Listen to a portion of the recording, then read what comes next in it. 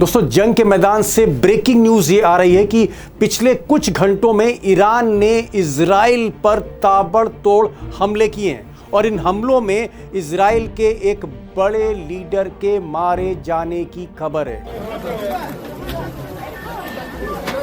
और अरबी अखबार अल मायदीन के मुताबिक ईरान ने बड़े पैमाने पर ये जो मिसाइली हमले किए हैं उसमें इजराइल के 230 लोगों के हताहत होने की खबर है। और पहली बार इजराइल के बिजली घरों पर ज़बरदस्त हमले हुए हैं, जिससे पूरे मुल्क में, पूरे देश में इमरजेंसी सर्विसेज प्रभावित हो गई हैं।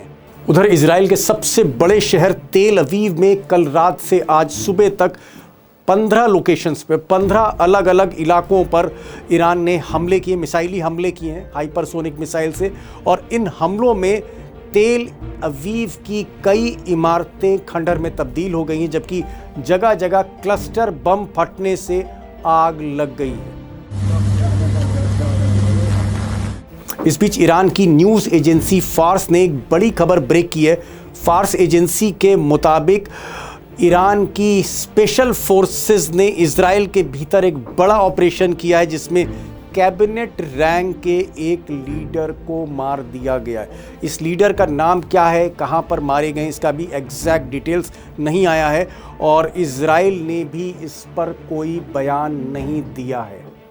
ईरान की जो फार्स न्यूज़ एजेंसी है, उन्होंने ईरानियन मिलिट्री को कोट करते हुए कहा है, ईरानियन इंटेलिजेंस को कोट करते हुए कहा है कि वहाँ ईरानियन फोर्सेस ने, स्पेशल फोर्सेस ने इजराइल के अंदर एक बड़ा ऑपरेशन किया है और ये दावा किया है कि एक इजराइल के कैबिनेट मिनिस्टर को मार दिया गया है।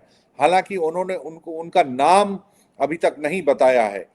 अब दोस्तों, जो बड़ा सवाल है वो ये है कि जंग के 19वें दिन क्या ईरान हावी होता जा रहा है इस युद्ध में, या फिर ये जो हमले हुए 100 से ज़्यादा ठिकानों पर, तेल अवीव में ही सिर्फ 15 अलग ठिकानों पे ये जो हमले हो रहे हैं, जिसमें ईरान अपनी सबसे घातक खतरनाक हाइपरसोनिक मिसाइलें इस्तेमाल कर रहा है, क्या ये हमले इसलिए हो रहे हैं क्योंकि पूरी इस्लामिक सेना ने एक तरह से कसम खाई है कि लारी जानी, जो उनके सिक्योरिटी चीफ थे, उसकी मौत का बदला लेकर रहेंगे और ये हमले अब 10 गुनी ताकत से और तेज होते जाएंगे। अब दोस्तों, अमेरिका के बड़े अखबार न्यूयॉर्क टाइम्स ने लिखा है कि अली लारीजानी, जो ईरान के सिक्योरिटी चीफ थे, उनको मारकर इजराइल ने बहुत बड़ी गलती कर दी। बल्कि गलती ही नहीं की है, अमेरिका और इजराइल के बीच में मतभेद हो गए हैं लारीजानी की मौत को लेकर। उसकी 2 वजह हैं जो न्यूयॉर्क टाइम्स ने पॉइंट आउट की है। नंबर 1 कि अली लारीजानी को मारकर ईरान और अमेरिका के बीच में जो लिंक था, जिसके ज़रिए न्यूक्लियर बातचीत हो रही थी, थोड़ी बहुत डिप्लोमेसी हो रही थी, गुंजाइश थी आगे चलकर कि कहीं ना कहीं अगर युद्ध में ठहराव आता है, कोई बातचीत बनती है, तो लारीजानी और ट्रंप के एडमिनिस्ट्रेशन में कहीं ना कहीं एक फिर से चैनल खुल सकता है। उस चैनल को इजराइल ने बंद कर दिया, क्योंकि इजराइल नहीं चाहता है कि किसी भी कीमत पर अमेरिका ये जंग रोक दे। बातचीत नहीं चाहता ईरान और अमेरिका से, इसलिए लारीजानी को मारने के पीछे एक गहरी साजिश थी नेतन्याहू की। यह न्यूयॉर्क टाइम्स इशारा कर रहा है। और दूसरा इशारा वो ये कर रहा है कि अली लारीजानी एक उदारवादी चेहरा थे और उनके जाने से जो बैलेंस ऑफ पावर है वो अब ईरान में नहीं है। ईरान में जो फौजी अफसर हैं अब उनकी चल रही है, और उधर मुस्तबा खामनाई भी हार्डलाइनर, यानी जंग अब और तेज होगी, हमले अब और तेज होंगे। और ये जो इंतकाम की आग भड़का दी इजराइल ने, इसका खामियाजा अब इजराइल को ही भुगतना होगा। यानी एक बहुत बड़ा ब्लंडर किया अली लारीजानी को मारकर नेतन्याहू ने, यह कहना है न्यूयॉर्क टाइम्स का। और दोस्तों, अब एक बड़ा सवाल, और बड़ा सवाल एक ही है कि 19वें दिन में ये जंग पहुंच चुकी है, और 19 दिन के बाद क्या ये जंग कहीं जाकर ठहरेगी, कहीं जाकर रुकेगी, कोई समझौता होगा, कत्लो गारत रुकेगी, या ये जंग और तेज़ होती चली जाएगी, ये जंग और तेज़ होती जाएगी। और यही सवाल मैंने दुबई के बड़े नामी गिरामी अखबार गल्फ न्यूज़, उनके एडिटर रहे बॉबी नकवी से पूछा। बॉबी नकवी 24 साल से गल्फ में रिपोर्टिंग कर रहे हैं, इजराइल को जानते हैं, दुबई को जानते हैं, ईरान को जानते हैं, पूरे गल्फ के सारी राजनीति को समझते हैं। उनसे सुनिए कि आगे क्या होने जा रहा है। बॉबी साहब, बड़ा ज़बरदस्त नेटवर्क आपका ईरान में भी है, आपका इज़राइल में भी है, गल्फ़ में आप इतने बरसों आप गल्फ़ न्यूज़ के एडिटर हैं। एक सवाल मैं पूछना चाह रहा हूँ क्योंकि वो कन्फ़र्म नहीं हो रहा है और बहुत अहम सवाल है इस वक़्त, टर्निंग पॉइंट इस जंग का। इस तरह की खबर आ रही है कि ईरान के कमांडोज़ ने कोई ऑपरेशन किया है, बड़ा हमला किया है इज़राइल में और उसमें कोई कैबिनेट रैंक का, यानी कोई कैबिनेट मंत्री, एक बड़ा लीडर इज़राइल का मारा गया है। अब आप जानते हैं कि इज़राइल तो कभी इस तरह की खबर की कभी भी तस्दीक नहीं करेगा। लेकिन खबर क्या है? कुछ आपकी बात हुई हो, ईरान में बात हुई हो, वहाँ के पत्रकारों से बात हुई हो, कुछ आप बता सकते हैं? जी बिल्कुल दीपक, देखिए ये ईरान की जो फार्स न्यूज़ एजेंसी है उन्होंने ईरानियन मिलिट्री को कोट करते हुए कहा है, ईरानियन इंटेलिजेंस को कोट करते हुए कहा है कि वहाँ ईरानियन फोर्सेस ने, स्पेशल फोर्सेस ने इजराइल के अंदर एक बड़ा ऑपरेशन किया है और ये दावा किया है कि एक इजराइल के कैबिनेट मिनिस्टर को मार दिया गया है। हालांकि उन्होंने उनको उनका नाम अभी तक नहीं बताया है।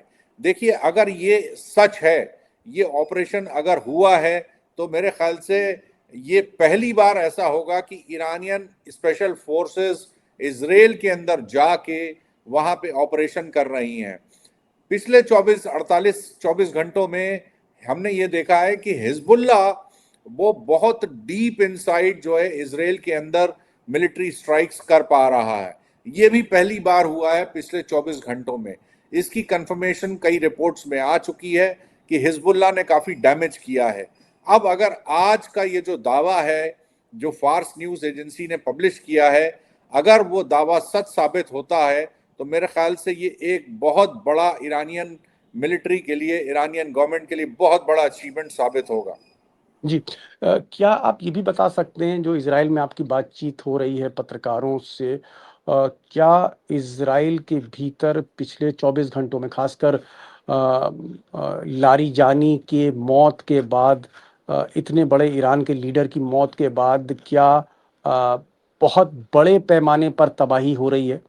तेल अवीव जैसे शहरों में, जेरूशलम के आउटस्कर्ट्स में, हाइफा सिटी जो पोर्ट सिटी है, वहाँ पर क्या बड़े पैमाने पर बमबारी हो रही है, मिसाइलें गिर रही हैं, बिल्डिंगें तबाह हो रही हैं, अफरा तफरी है, बहुत हड़कंप मचा हुआ है इजराइल में, खासकर बीती रात और आज दोपहर तक वहाँ पर ऐसा सुनने में आ रहा है कि ऐसी तबाही हुई है जो इजराइल ने कभी नहीं देखी।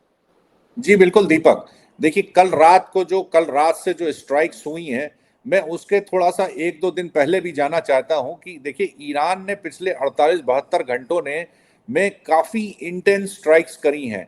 उन जगह पे स्ट्राइक्स की हैं जहां पे पहले नहीं हुई थी। फॉर एग्जांपल, उनका जो एक सदर्न इसराइल में एक डेजर्ट है जहां पे मिलिट्री की बहुत बड़ी फैसिलिटी है, वहां पे अटैक किया है और दूसरे इलाकों पे अटैक किया है। आज जो जिस शिद्दत के साथ वहां पे मिसाइल्स, ईरानियन मिसाइल्स और क्लस्टर बॉम्ब्स का जो अटैक किया गया है, वो पिछले कुछ दिनों में मेरे ख्याल से सबसे ज्यादा इंटेंस है। और ऐसी रिपोर्ट्स जो वेस्टर्न मीडिया भी रिपोर्ट कर रहा है, वहां से जर्नलिस्ट भी बता रहे हैं कि काफी ज्यादा ईरानी मिसाइल्स का अटैक वहां पे हुआ है। डैमेज की रिपोर्ट्स भी काफी आ रही हैं, अलग अलग जगह से आ रही हैं, तेल अवीव से आ रही हैं, जेरूशलम से आ रही हैं और दूसरी सदर्न इसराइल से भी आ रही हैं। तो जाहिर बात है कि ये जो टारगेटेड किलिंग उन्होंने अली लारिजानी की है, इसका बदला ले रहा है। और मेरे ख्याल से कि आज रात को, आने वाले रात को, ये स्ट्राइक्स और इंटेंसिफाई होंगी। जी, एक चीज़ मैं और जानना चाह रहा था क्योंकि आप कह रहे हैं बड़े पैमाने पर तबाही है और बहुत से हमने विजुअल्स देखे, जो वीडियो बड़ी मुश्किल से हमें मिल रहे हैं। उन वीडियोज़ में मैं देख रहा हूँ कि बिल्डिंग की बिल्डिंग खंडहर में तब्दील हो रही है। ऐसा इज़राइल में या तेल अवीव ने कभी सोचा नहीं होगा कि उनकी जो सबसे शानदार इमारतें हैं वो मलबे में तब्दील हो रही हैं।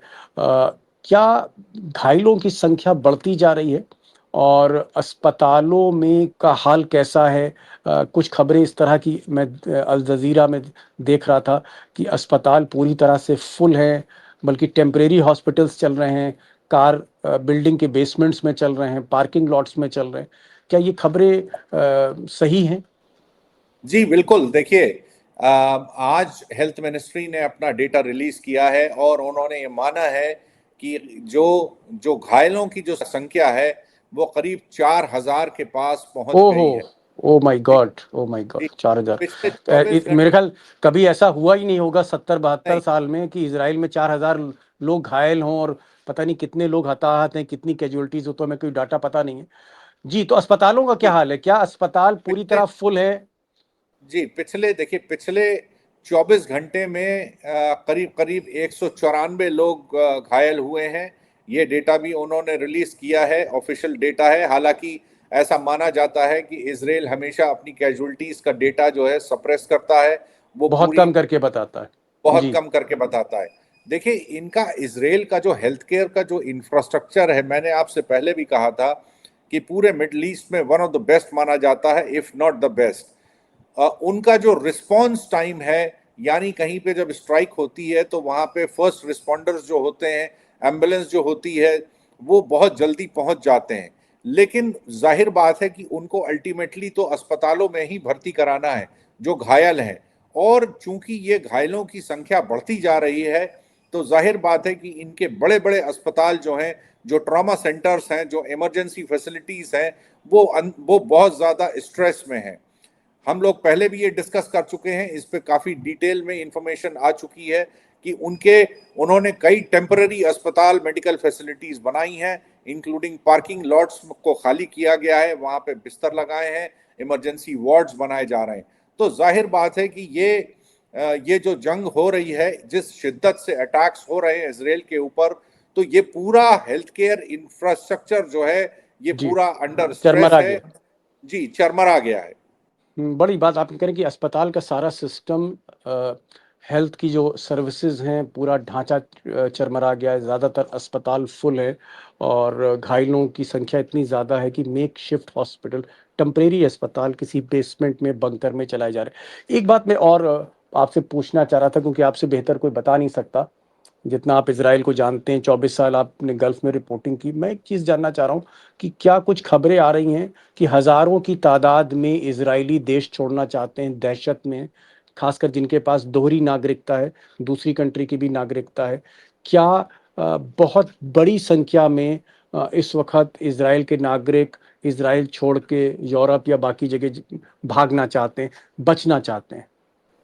जी, इसमें देखिए तमाम सोशल मीडिया में रिपोर्ट्स हैं और जो एनेक्डोटल एविडेंस हैं, जो लोगों से बातचीत हो रही है, वो उसमें साफ हो रहा है कि देखिए जो इजराइल में जो लोग हैं, उनमें से ज़्यादातर लोग ऐसे हैं जिनके पास ड्यूअल सिटीजनशिप है। चाहे वो यूरोपियन सिटीजन्स हों या फिर अमेरिका के हों या नॉर्थ अमेरिका के हों, ज़्यादातर ऐसे लोग हैं कि वो वहाँ पे दो पासपोर्ट, दो या तीन पासपोर्ट रखते हैं। और जाहिर बात है कि जो ये जंग जो शुरू हुई है जब से, और जिस तेजी से उनके ऊपर इजरायली शहरों के ऊपर अटैक हो रहा है, तो लोग वहां से निकलना चाहते हैं। चाहे वो एयरपोर्ट्स हो या फिर बॉर्डर हो, लैंड बॉर्डर हो। कई आपको सोशल मीडिया पे अपडेट्स आपको मिल जाएंगी, लोगों के वीडियोस मिल जाएंगे जो वहां पे इसराइल से बसों से या टैक्सी से निकलना चाहते हैं। इसराइल एयरपोर्ट पे काफी लोग इकट्ठा हैं जो निकलना चाहते हैं, लेकिन फ्लाइट्स चूंकि एयर स्पेस पे रिस्ट्रिक्शंस है, वहां से फ्लाइट्स उड़ नहीं रही हैं, इसलिए आउटबाउंड फ्लाइट्स जितनी भी हैं वो अफेक्टेड हैं।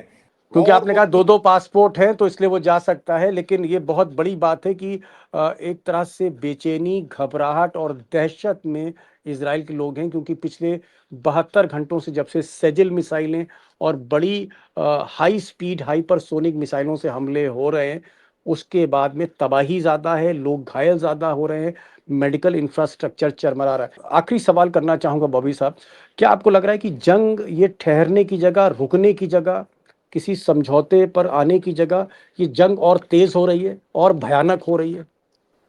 जी बिल्कुल, मुझे ऐसा लगता है कि अली लारीजानी के मारे जाने के बाद ये जंग बहुत तेजी से, इसमें आप देखेंगे कि बहुत तेजी से ये आगे बढ़ेगी। उसकी कई वजह हैं। पहली वजह तो ये है कि डोनाल्ड ट्रंप और नेतान्याहू ने मिल के जो ओल्ड गार्ड, जो ईरान का जो ओल्ड गार्ड है, उसकी पूरी इंस्टीट्यूशनल नॉलेज को खत्म कर दिया है।